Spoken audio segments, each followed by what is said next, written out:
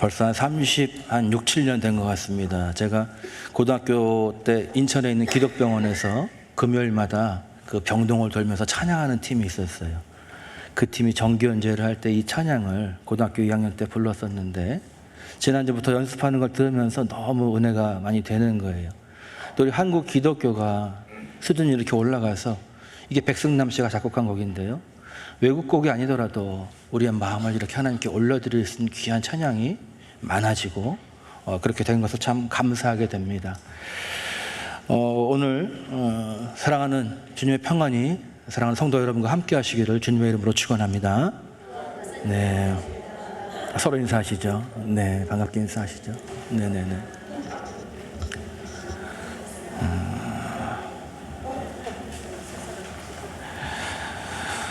오늘은 산돌 가족 사랑 주일이며 또 삼위일체 주일이며 웨슬리 회심 기념 주일입니다.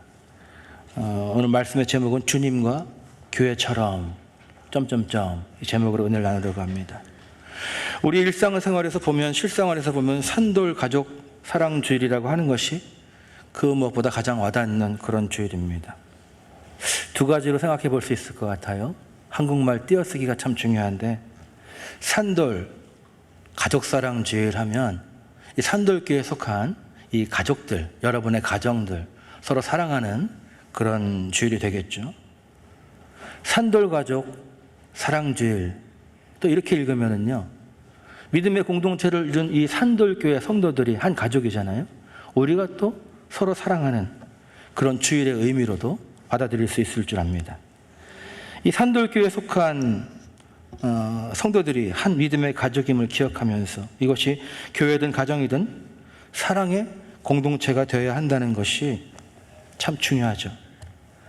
한편 교회력에 따른 신앙적 교리로 보면은요, 이 삼위일체 주일이 갖는 의미가 참 중요합니다.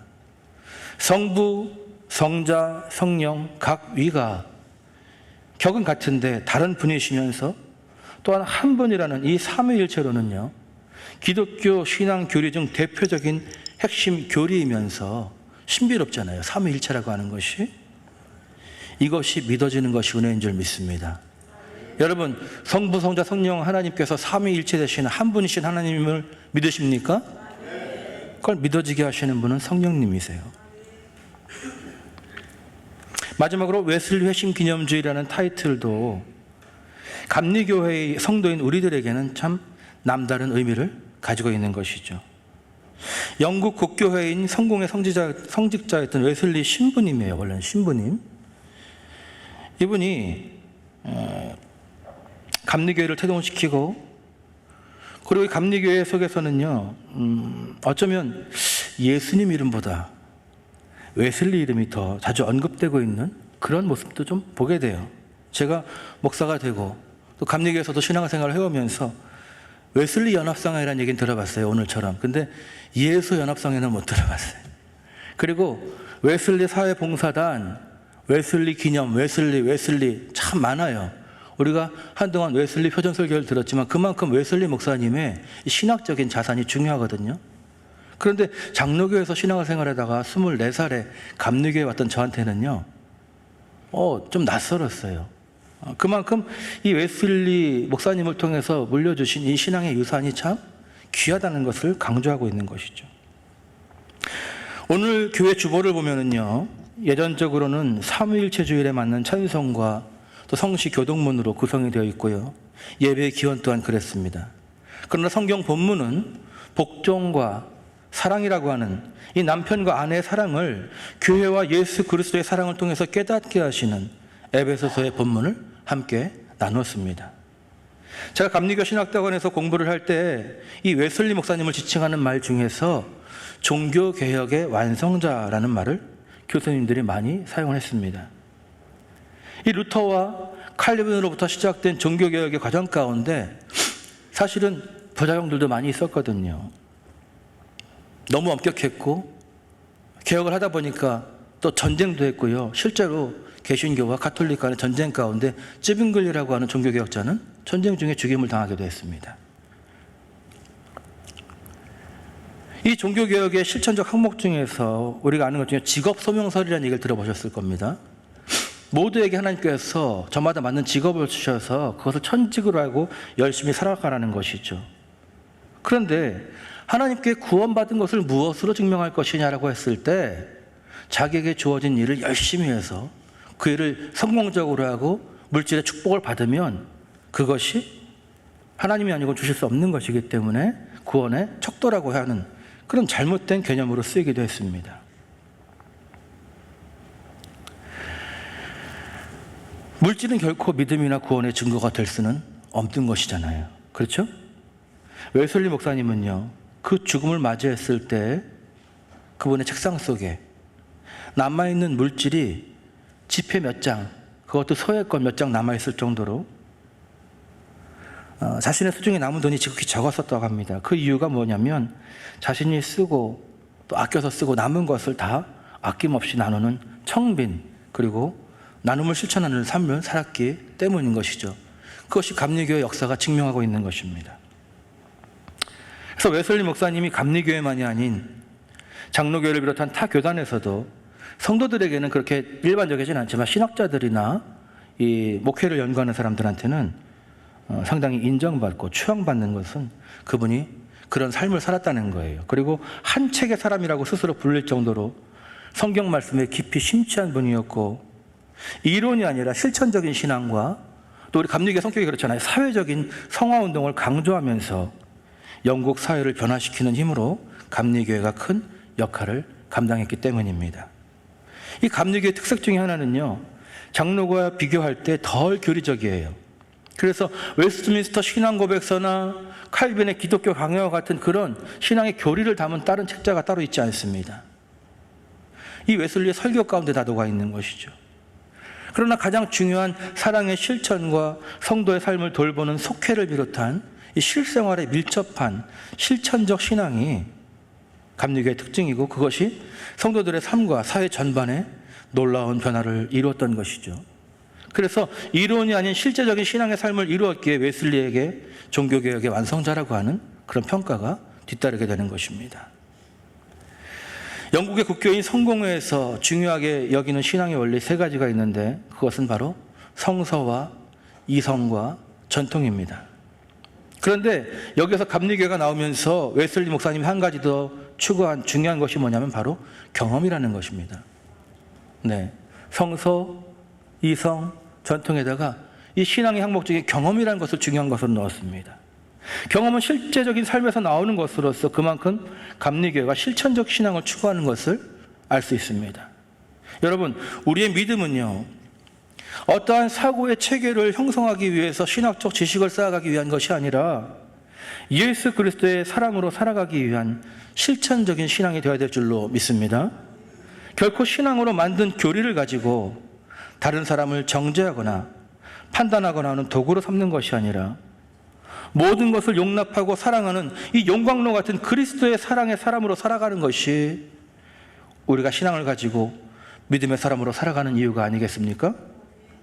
여러분은 믿음을 통해서 머리만 커져가는 이론적 공부를 하고 싶으십니까? 아니면 예수 그리스도를 통해서 드러난 하나님의 사랑을 내 마음에 품고 그 사랑을 누리며 전하며 복음이 실제된 사랑과 평안이 넘치는 삶을 살아가기를 원하십니까?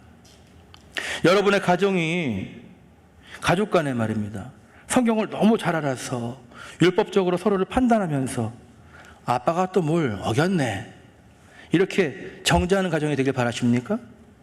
아니면 율법 조항이 아니라 예수 그리스도를 통해 드러난 하나님 아버지의 긍휼의 심정 안에서 서로를 용납하며 이해하며 사랑으로 감싸주는 그런 가정이 되기를 원하십니까? 성경적 지식이 가득하고 사랑이 없는 가정보다 지식은 부족해도 서로 사랑하는 가정, 사랑하는 부모와 자녀, 그리고 사랑하는 부부가 되는 것이 가장 행복한 가정의 모습일 것입니다. 오늘 함께 읽은 본문은 아내들에게 그리고 남편들에게 어떻게 상대방인 배우자를 사랑해야 하는지를 가르쳐주고 있지 않습니까? 아내들은 남편에게 복종하기를 주님께 하듯 하라고 합니다. 이 말씀에 사람들, 특히 남성들, 그 중에서도 결혼한 남편들이 환호합니다. 여기 방점을 찍는 거예요. 복종해. 성경 말씀이야. 내 말이 아니라 성경 말씀이라고. 이렇게. 그러나 성경이 중요하게 강조하는 핵심은요, 부부간의 복종 이전에 예수 그리스도를 닮아가라는 것입니다. 24절에 교회가 그리스도에게 하듯 아내들도 범사에 자기 남편에게 복종하라고 했는데, 새 번역 성경을 보면 복종이라고 하지 않고 순종이라고 번역해 놨습니다. 이 복종을 뜻하는 헬라어는요, 휘포타소라고 하는 말인데, 영어 성경 NLT를 보면 서브미트라고 번역해 놨습니다. 우리말로 복종하다, 순종하다, 그런 말이에요. 그런데 영어 성경과 한글 성경에는요, 22절에 복종하라는 말이 다 들어있어요. 근데 정작 헬라어 원문에서는요, 22절에 복종하라는 말인 이 휘포타소가 빠져 있습니다. 제가 헬라어 성경 원어를 찾기 위해서 한참을 여러 가지 역본을 찾아봤지만 22절에 이 단어가 없어서 좀 더 연구해 보니까 빠진 이유가 21절에 이 단어가 사용이 되었고 22절에서는 중복을 피해서 생략된 것이었습니다. 21절 말씀 우리 다 같이 한번 읽어보겠습니다. 시작. 그리스도를 경외함으로 피차 복종하라. 남편들이 환호할 것도 없어요. 바로 앞에 이 말씀이 있었습니다. 먼저 이렇게 명령이 되어 있는 것입니다. 복종이라고 하는 것은 아내들에게만 주신 것이 아니라 남편에게도 명령된 것이고, 그리스도의 몸된 교회를 이루는 모든 사람들에게 명령하신 것이 바로 복종입니다. 이어서 22절에 우리 개역 개정 성경은 아내들이여 자기 남편에게 복종하기를 주께 하듯 하라 라고 번역하지만, 헬라어 성경 원문은 아내들이여 자기 남편에게 주께 하듯 하라. 이 휘포타스가 21절에만 있고 빠져 있어요. 주님께 하듯 하면 순종도 하게 되고 복종도 하게 되겠죠. 그러나 복종 자체가 중요한 것이 아니라 주께 하듯 하라, 이것이 중요한 것임을 우리가 알 수 있는 것이죠. 중요한 것은 복종이든 순종이든 교회가 그리스도에게 그렇게 하듯이 우리가 하라는 것입니다. 예수 그리스도가 머리이신 예수 그리스도의 몸된 교회는 당연히 머리이신 예수님께 순종을 해야 하죠. 맞습니다. 그러면 여러분은 어떠십니까? 여러분, 이 산돌교회는 무엇입니까? 여러분, 산돌교회라는 걸 무엇으로 정의하고 계십니까? 예수 그리스도의 몸된 핏값으로 사실 산돌교회가 무엇이며 누구입니까? 산돌교회는요, 우리 교회 예배당 건물이 아닙니다. 이 산돌교회라고 붙어 있는 것은요, 이 건물이 산돌교회가 아니라 산돌교회를 이루는 성도들이 예배하는 곳임을, 그 교회가 모이는 곳임을 나타내는 것이죠. 물론 주소에는 산돌교회라고 쓰면 우편물이 와요. 산돌교회는 이곳에 산돌 예배당에 모여 예배하는 여러분이 바로 산돌교회입니다. 할렐루야. 따라해 보시죠. 내가 산돌교회입니다. 네, 건물이 아니라 여러분, 성도의 모임, 여러분 한 분 한 분이 산돌교회인 것입니다. 우리는 교회로 살아가는 사람들이에요.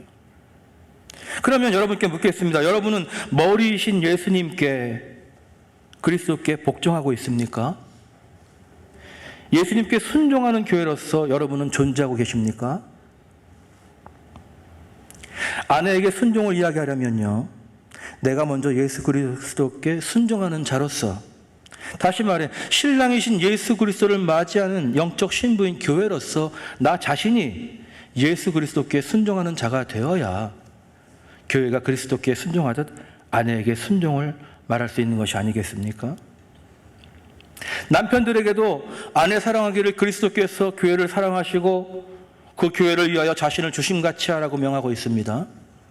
자신을 주심이란 이 말이 새 번역에 더 잘 번역되어 있는데 자신을 내주심같이 라고 되어 있어요. 뉴 리빙 트랜슬레이션을 보면은 자신을 주심같이라는 말을 He gave up his life for her 라고 번역하고 있습니다. 우리말로 다시 직역을 해보면은요, 그가, 주님께서, 그렇죠? gave up, 포기하셨다라는 거예요. 무엇을? his life, 그의 생명을 포기하셨다. 뭘 위해서? for her. 이 예수님이 신랑이고 교회는 여성 명사니까 her라고 되어 있는데 이 교회를 위해서 예수님께서 자신의 생명을 포기하셨다는 겁니다. 아까 교회가 누구라고 그랬어요? 산돌교회가 바로 나라고 그랬잖아요. 나를 위해서 주님께서 생명을 포기하시는 사랑을 베풀어 주셨다는 것입니다. 믿으십니까? 신랑 되신 예수님께서 당신의 신부인 교회를 위해 자신의 생명을 포기한 것 같이 그렇게 아내를 사랑하라는 말씀인 것이죠. 아내에게 복종을 요구하려면 먼저 아내를 위해 생명을 내놓을, 목숨을 포기할 각오가 있을 때 비로소 복종을 이야기할 수 있는 것입니다. 만약 저에게 선택권을 준다면 복종과 생명을 내어주는 것 중에 뭘 선택하려고 한다면 저는 복종을 선택하겠습니다. 예, 이게 부부관계를 얘기하는 거잖아요. 주는 대로 잘 먹고 투정하지 않고 시키는 대로 잘 따르기만 하면 되는 거잖아요. 그렇죠? 아멘이 왜 나와요? 그래서 그런데요, 만약 복종하기로 했잖아요. 나 대신 죽으라고 명령하면 어떡하죠? 복종하려면 내 생명을 내놔야 될 텐데. 그러니까 복종하라는 것과 생명을 다해 사랑하라는 것이 같은 거예요. 어떤 것이 더한 것이고 어떤 것이 덜한 것이 아니라 같은 말씀하시는 것입니다. 생명을 포기하면서 목숨을 내어주면서까지 사랑하라고 하는 이 명령이 얼마나 무겁고도 진지한 명령입니까? 과연 어떤 이 세상의 신랑이 신부를 위해서 자신의 생명을 포기할 수가 있을까요? 있죠. 그런데 현실을 얘기하는 거예요. 집에서 같이 앉아서 TV를 볼 때 리모컨 하나도 포기를 못하고 있는데 무슨 생명을 아내를 위해서 포기한다고 거창하게 얘기할 수가 있겠어요. 오늘 살아가는 요즘 말로 현실 부부에게 부부간의 복종이나 생명을 내어주는 포기와 같은 말이 실제로 실천해야만 할 명령으로 받아들여지는 것이 과연 가능한 것일까? 젊은 부부들이 그래도 있어요. 있는데 과연 복종이라는 말을 할 수 있을까? 요즘 어떻습니까? 성격이 다르면 이해하라고 하는 것이 아니라 각자의 길을 가는 것이 더 빠른 길이고 서로 다른 것 알면서 굳이 맞춰가라고 강요하지 않는 그런 시대를 살아가는 가운데 성경이 요구하는 것은 도저히 가능할 것 같지 않다는 그런 생각이 들어요. 예수님께서 오셨던 그 시대는 극단적인 가부장적인 사회였기 때문에 가능할 것 같기도 합니다. 그러나 지금 저는 이 시대에 대한민국에서 부부 사이에 남편이든 아내든 누구라든 먼저 복종이라는 단어를 사용하는 것만으로도 부부싸움이 시작될 수 있다고 생각하게 됩니다. 확인해보고 싶으시면 오늘 집에 가셔서 한번 해보시기 바랍니다. 복종해 라고. 아마 가족이 원수일이라는 말씀이 곧바로 그 가정에 임하게 될 것입니다. 제발 그러지 마십시오. 그러면 성경은 불가능한 것을 2000년 전 그때에만 가능하고 나중에 쓸데없는 것을 기록해 놓았을 것인가? 우리가 읽은 본문에서 정말 중요한 키워드가 무엇인지 추려보면 이 말씀이 지금도 우리에게 여전한 진리인지 아닌지 분별할 수 있을 것입니다. 우리가 읽은 본문 중에서 중요한 단어들이 무엇이었습니까, 여러분? 아내들, 그렇죠? 남편들, 복종이라고 하는 것, 또 자신을 내어줌이라고 하는 것, 그리스도, 교회, 이 6가지가 오늘 본문에 나오는 중요한 핵심 키워드입니다. 이 중에서 복종하다와 내어주다라고 하는 것은 동사예요. 어떻게 행해야 될지를 말하는 것입니다. 그럼 남는 것은 명사 4가지가 있는데 아내, 남편, 그리스도, 교회 이 넷 중에서 변하는 것은 무엇이고 변치 않는 것은 무엇입니까? 아내들, 남편들 이 2가지는 사람입니다. 변하는 것들입니다. 영하는 것이 아니에요. 아내와 남편이라는 것은 이 세상을 사는 동안에 부여된 역할입니다.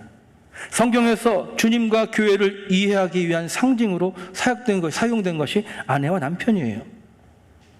주님과 교회를 이해하기 위한 상징으로 사용된 것이잖아요.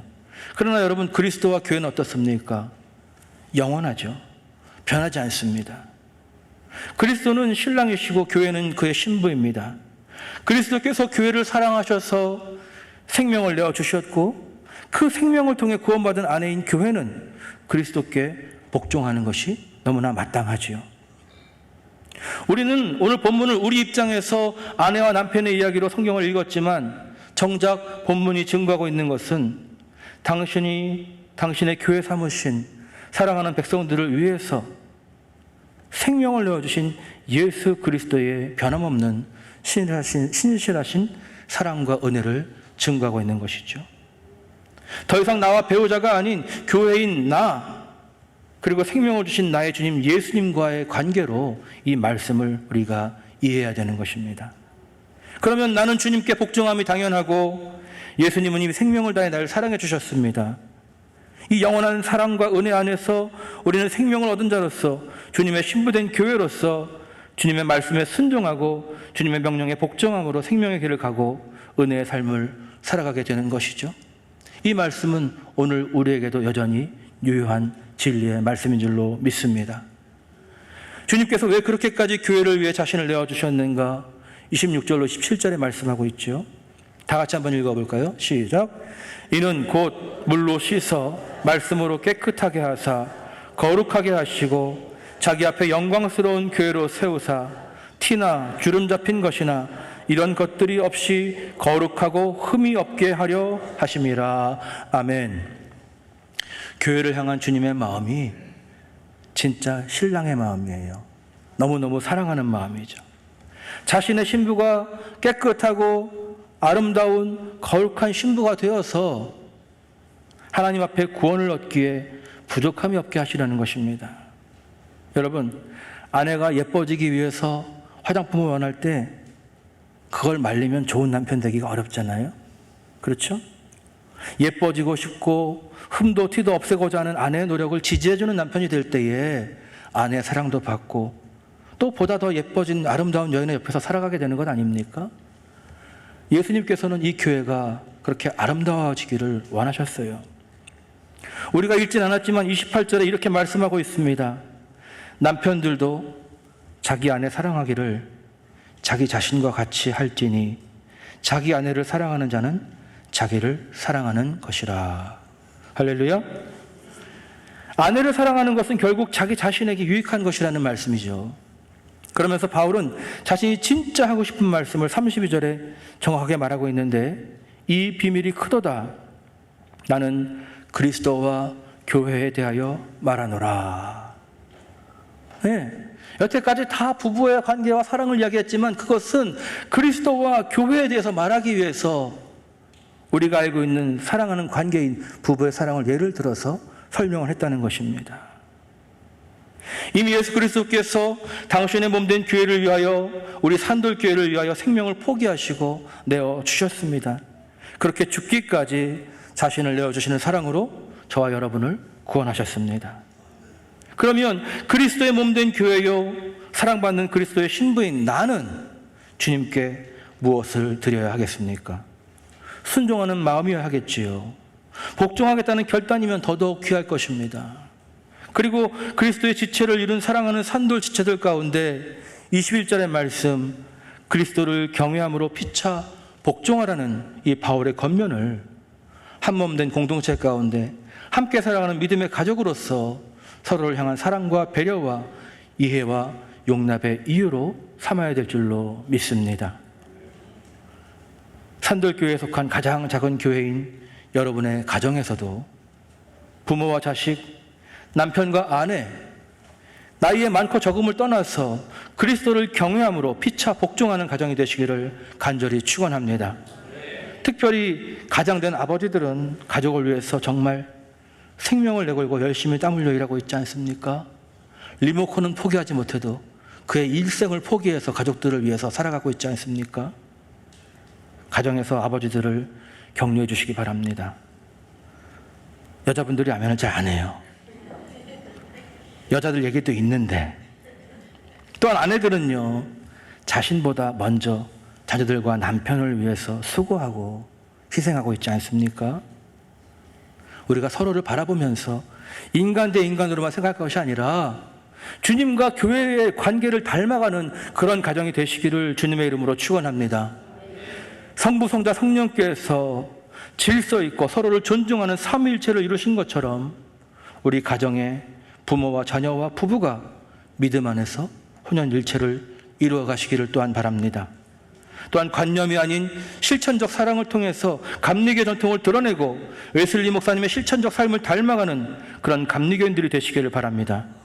마지막으로 함께 주님을 바라보는 부부가 될 때 자녀들도 이 부모님을 넘어서 부모님이 바라보고 있는 주님을 바라보는 더욱 든든한 믿음의 가정으로 세워져가는 역사가 여러분의 가정 가운데 일어나게 되기를 우리 주 예수 그리스도의 이름으로 간절히 축원합니다.